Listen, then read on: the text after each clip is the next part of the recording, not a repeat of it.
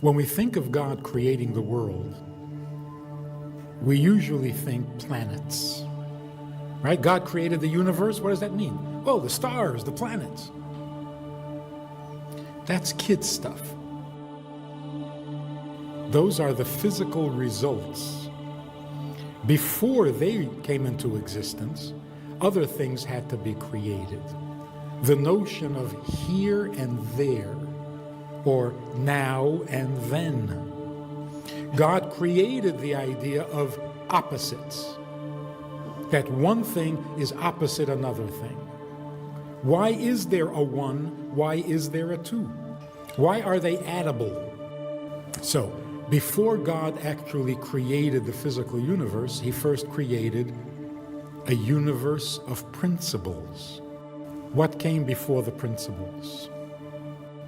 The principles are the manner in which he is going to create. But what motivated God to principles?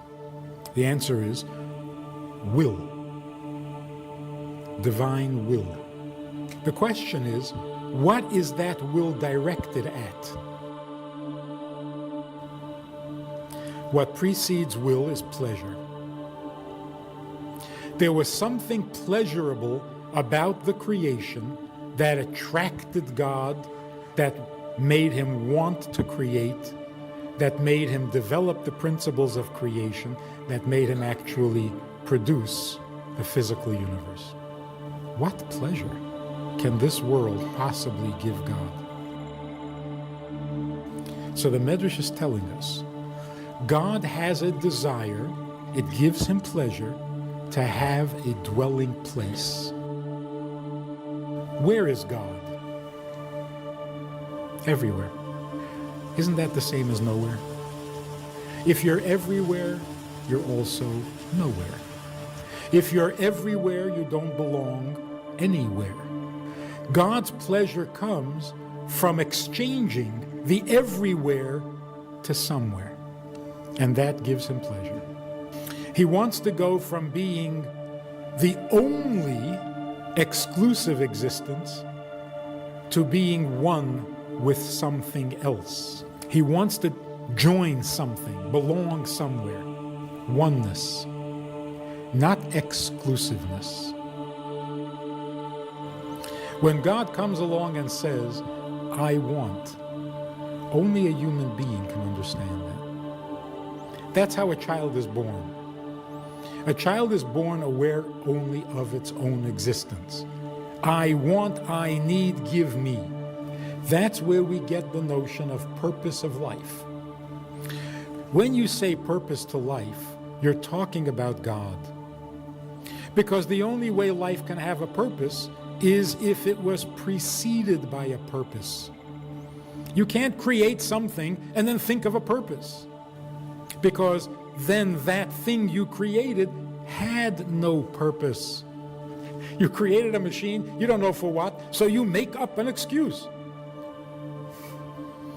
Like the treadmill.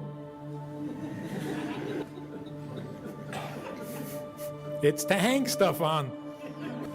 So when you say purpose to life, you have to be talking about the purpose that preceded life. He wants a dwelling place in the lowest world. Why? Because it gives him pleasure. Why the lowest world? It's the only world that resembles him in reverse. He is the ultimate simple existence because he's everything. And we are, because of how little we know and how little we are capable of, we are therefore simple. So what is our purpose in life? Our purpose in life is to elevate ourselves from the simplicity of a created being to the simplicity of the Creator. And the result is oneness. Whose need does that satisfy? Since we are created in God's image, it's got to be both. We have a Sunday night program for VIPs that you might be interested in. It's informal, it's questions and answers, it's conversation. It's really relaxed, it's really pleasant, enjoyable, informative, and kind of community-like. It's a Sunday night program. There's a Wednesday morning program for the VIPs, and there's a Wednesday night program. All of it just conversation, casual, laid back, unscripted. So join us. Take a look.